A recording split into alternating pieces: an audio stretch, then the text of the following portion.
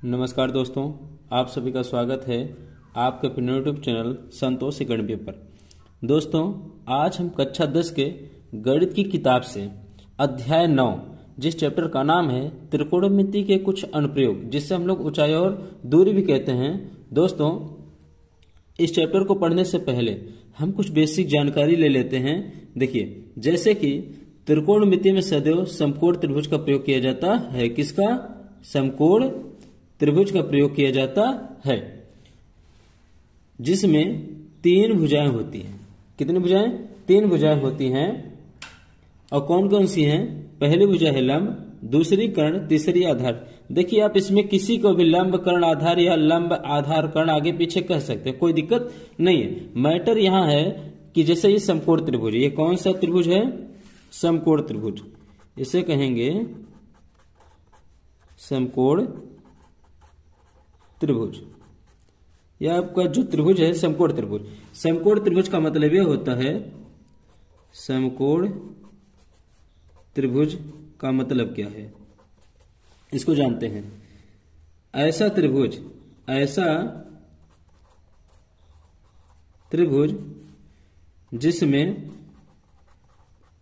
जिसमें कोई एक कोण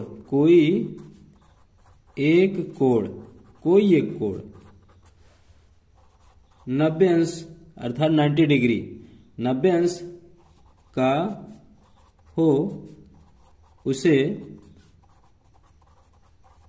समकोण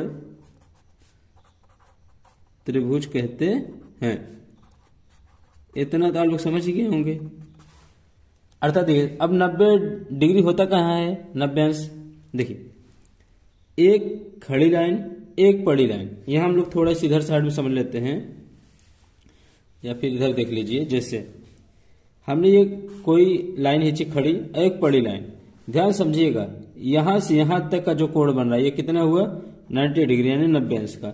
इधर से इधर भी कितना हुआ? 90 अंश का। इधर से इधर देखेंगे, ये भी क्या हुआ? 90।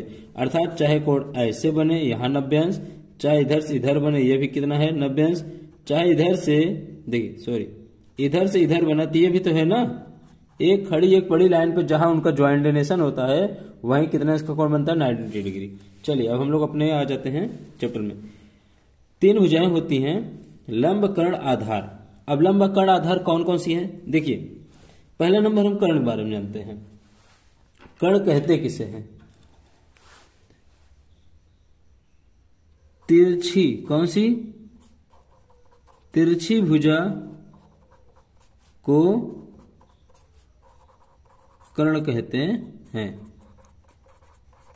ध्यान रखिएगा, समकोण त्रिभुज में तिरछी भुजा कौन सी? ये है कि ये है कि ये? कौन सी? सी ए। तो सी ए क्या हो गई? तिरछी भुजा। सी ए यही क्या हो गई? आपकी तिरछी भुजा। अब आगे देखते हैं, लंब किसे कहते हैं? देखिए, लंब कहते किसे, इसको समझिएगा। जैसे ये समकोण त्रिभुज है आपका, इसमें अगर ये कोण पूछ रहे तो इसके सामने भुजा, अगर ये कोण पूछ रहे तो इसके सामने भुजा। जिस कोण की चर्चा की गई हो उसके सामने भुजा क्या कहलाती है? लंब। जैसे मान लो हमने कहा यहाँ कोण ए का मान दिया है, यानी कोण ए का कुछ बात किया है या मान दिया है, चर्चा किया, थीटा है 30 अंश 45 अंश है, कुछ भी हो, उसके सामने भुजा क्या होगी? लंब। यानी यहां से देखेंगे तो इसके सामने भुजा कौन हुई? यही हुई ना। तो बी सी यानी कोण के सामने भुजा। इसे क्या लिखेंगे? कोण के सामने की भुजा को लंब कहते हैं। लंब कहते हैं। अब कोण के सामने भुजा कौन सी है? कौन सी बताइए आप लोग? कोण के सामने, ये कोण है, इसके सामने की भुजा कौन है? बीसी। चाहे सी बी, लेकिन सीएल से बीसी क्या हो गई? बीसी। ठीक है। अब आधार समझिए। अब जो भुजा बची वही क्या हुई? आधार। इसको लिख लेते हैं। इसको हम लोग क्या लिखेंगे? शेष बची भुजा को आधार कहते हैं। अब बची भुजा कौन सी है? कौन सी बताइए? देखिए सी ए हो गया कर्ण, बी सी हो गया लंब, बच्ची भुजा क्या, ए बी चाहे बी ए, तो ए बी यही क्या हुआ आपका आधार हो गया। क्लियर हो। अब आशा करते हैं कि आप इतना समझ गए होंगे। अब चलिए देखते हैं राशियां, त्रिकोणमितीय राशियां। त्रिकोणमिति की राशियां। अब त्रिकोणमिति की राशियां कौन कौन सी होती हैं, देखिए बहुत ध्यान समझिएगा। यहां देखिए त्रिकोणमिति में 6 राशियां होती हैं। कितनी, 6 राशियां होती हैं। अब कौन कौन सी होती हैं, चलिए हम नाम लेते हैं, लिख लेते हैं। पहला, दूसरा, तीसरा, चौथा, पांचवा और ये छठवां। अब नाम देखिए आप लोग। पहले को कहते हैं क्या, साइन, SIN, दूसरे को कॉस, तीसरे को टेन, ठीक है।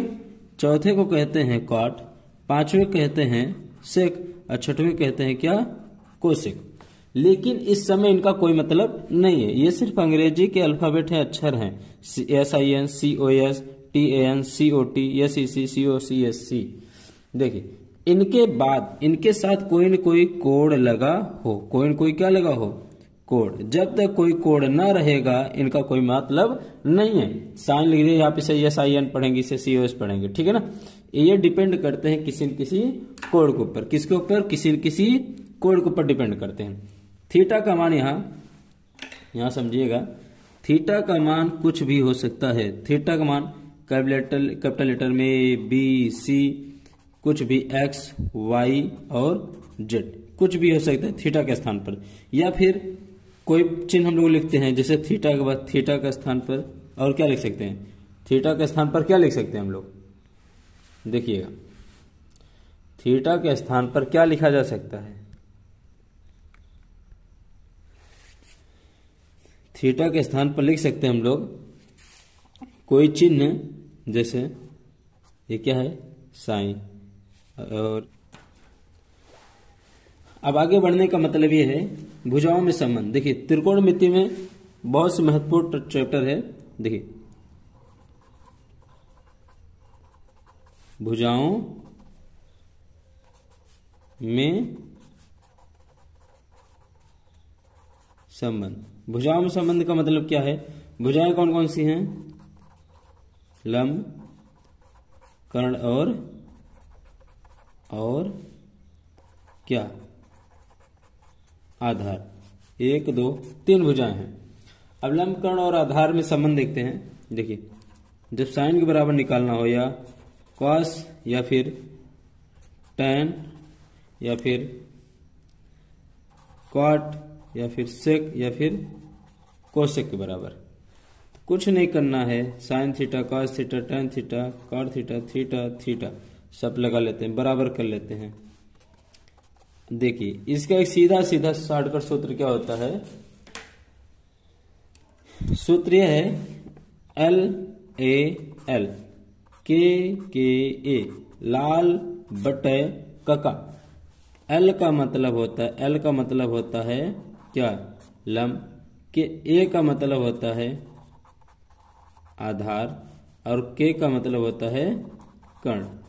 देखिए लंब बटे कर्ण, देखिए यहां लिख देते हैं हम लोग 6 राशि होती है। यहां लिखते हैं साइन, यहां लिख देते हैं कॉस, यहां लिख देते हैं टैन। अब जस्ट आप उल्टा आइएगा, उल्टा आना है। अब यहां लिखेंगे क्या, ऐसे उल्टा आना है, ध्यान रखिएगा। यहां साइन कॉस टैन, फिर कॉट, फिर गिर जाना है कॉट, उसके बाद सेक और यहां होता है कोसेक।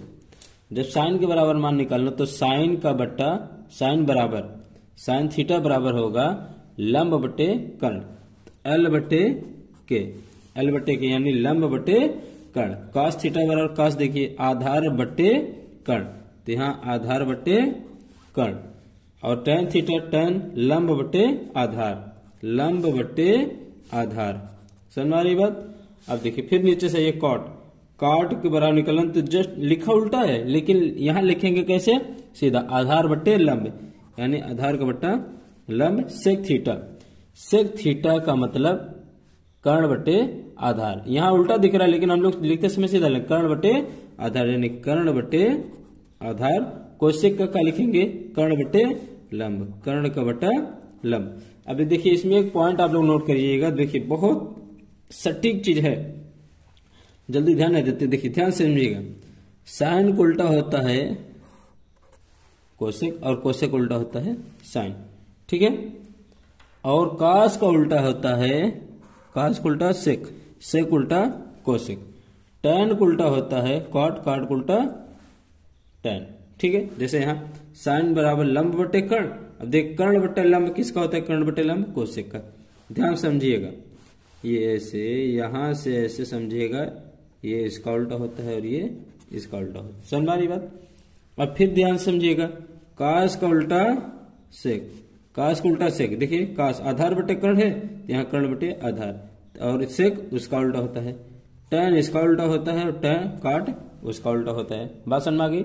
इसी तरह भुजाओं में संबंध होता है, देखिए भुजाओं में संबंध देख लीजिए, देखिए सीधा सीधा लिख देते हैं, इसका होता है भुजाओं में हो गया राशियों में 1 बटा कोसेक थीटा, कॉस थीटा किसका उल्टा 1 बटे सेक थीटा का, सेक थीटा का, कॉस का 1 बटे सेक लिखेंगे, कॉस का 1 बटे सेक थीटा लिखेंगे, टैन का लिखेंगे 1 बटे कॉट, 1 बटे कॉट थीटा, इसका एक और होता है साइन थीटा बटे कॉस थीटा। और कॉट किसका उल्टा टैन का, तो 1 बटे टैन इसको लिख दीजिए 1 बटे टैन थीटा बराबर। और अब देखिए ये इसका हो गया, लेकिन अब यही जस्ट उल्टा कर दो, कॉट को कास थीटा बटे साइन थीटा, कास थीटा बटे साइन थीटा हो गया। अब सेक किसका उल्टा होता है, कॉस का, कास का लिखे थे 1 बटे सेक, अब सेक लिखेंगे बटे कॉस, 1 बटे कॉस थीटा। चलिए कोसेक थीटा, साइन को उल्टा कोसेक, 1 बटे कोसेक, कोसेक का 1 बटे साइन, तो 1 बटे साइन थीटा। अब यहाँ थीटा का स्थान पर ABCD कुछ भी लिख सकते हो, कोई दिक्कत नहीं है। हाँ, जब कोई कोण दिया हो, ऐसे कोई समकोण त्रिभुज बना हो, यहाँ अगर लिख दिया है 30 अंश, तो वहां लिखेंगे साइन थीटा, तब नहीं लिखेंगे साइन 30 लिखेंगे, कॉस 30 लिखेंगे। बात समझ में आ रही है ना। कुछ भी अगर यहाँ B लिखा है, यहाँ क्या आ जाए B, तो क्या लिखेंगे साइन B, फिर लिखेंगे B के स्थान पर क्या है 30 अंश, ऐसे करके लिखना है, ठीक है ना। ये आपका बहुत जरूरी फार्मूला था, भुजाओं में संबंध, और भुजाओं के साथ साथ क्या हो गया राशियों में भी, राशियों में संबंध। ये भुजाओं में संबंध है, ये राशियों में संबंध है। क्लियर हो आप लोग। चलिए अब आगे बढ़ते हैं।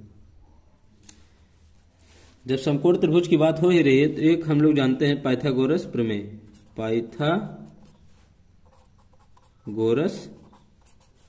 प्रमेय। पाइथागोरस प्रमेय क्या होता है, देखिए जब इतना हम लोग समझ लें तो थोड़ा सा और टॉपिक है, बहुत महत्वपूर्ण है। उस टॉपिक का नाम है पाइथागोरस प्रमेय। देखिए इसका नियम क्या है, किसी समकोण त्रिभुज में कर्ण पर बना वर्ग शेष दोनों भुजाओं कौन कौन से लंब और आधार के वर्गों के योग के बराबर होता है, ठीक है ना। कर्ण पर बना वर्ग, ध्यान रखिएगा ये पॉइंट है। अब देखिए इसमें समझते हैं, किसी समकोण त्रिभुज में, समकोण त्रिभुज कहने का मतलब कुछ इस तरह से रहेगा, एक खड़ी लाइन एक पड़ी लाइन, और इन दोनों को मिला देगी कोई तिरछी लाइन, ठीक है ना। यह आपका समकोण त्रिभुज हो गया। चलिए अब कोण मान लो यहां बन गया है, मान लो PQR कोई त्रिभुज है, या ABC कुछ भी हो सकता है। अब देखिए किसी समकोण त्रिभुज में कर्ण पर बनाकर, ये कौन सी भुजा है आपकी, ये कौन सी भुजा है आपकी कर्ण, इसे कहते हैं कर्ण। और यहां से जब ये कोण बनेगा तो इसके सामने भुजा क्या होगी लंब, कौन सी भुजा होगी ये लंब, ये पूरी भुजा क्या है आपकी लंब, ठीक है ना। अब बची भुजा क्या कहलाती है, हमने बताया था आधार। तो सूत्र क्या बनेगा, देखिए कर्ण पर बना वर्ग, मान लो हमने यहां क्या बना दिया, कर्ण पर कोई वर्ग, कर्ण पर वर्ग बना दिया। और फिर बोला है किसी समकोण त्रिभुज में कर्ण पर बना वर्ग, कर्ण पर बना वर्ग शेष दोनों भुजाओं लंब और आधार, कौन कौन सी लंब और आधार के वर्गों, के वर्गों, वर्गों हो गया, के योग के बराबर होता है। देख रहे हैं ना कितना आसान है। कितने आसानी से ये सूत्र आपका निकल आया। कोई दिक्कत है नहीं, हमारे हिसाब से कोई दिक्कत नहीं होनी चाहिए। कर्ण पर बना वर्ग शेष दोनों भुजाओं के वर्गों के योग के बराबर होता है कौन? कर्ण होता है। अब इसे ऐसे लिख सकते हैं, कर्ण बराबर स्क्वायर उस साइड जाएगा तो क्या हो जाएगा? Under root. क्या हो जाएगा? Under root. अंडर रूट हम दूसरे पेन से समझा देते हैं। ये हो गया, उधर गया तो क्या हो गया? Under root. अंडर रूट में क्या हो जाएगा? लंब स्क्वायर प्लस आधार स्क्वायर।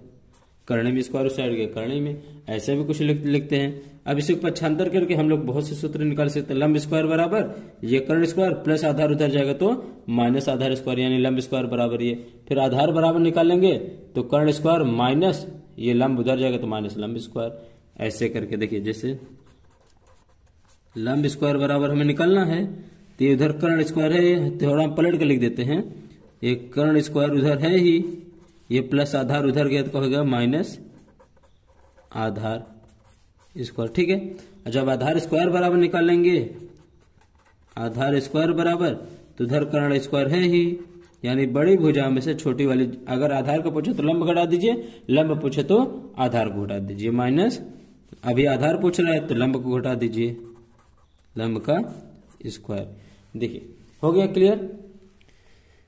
चलिए ठीक है, अगर ये वीडियो पसंद आया है तो सब्सक्राइब कर दीजिएगा चैनल को, दोस्तों में शेयर कर दीजिएगा। अगले वाले वीडियो में हम एक एक सवाल आपका हाइट एंड डिस्टेंस एक एक सवाल मैं कराऊंगा, गारंटी है कि आपको समझ में आएगा। चलिए तब तक के लिए जय हिंद जय भारत।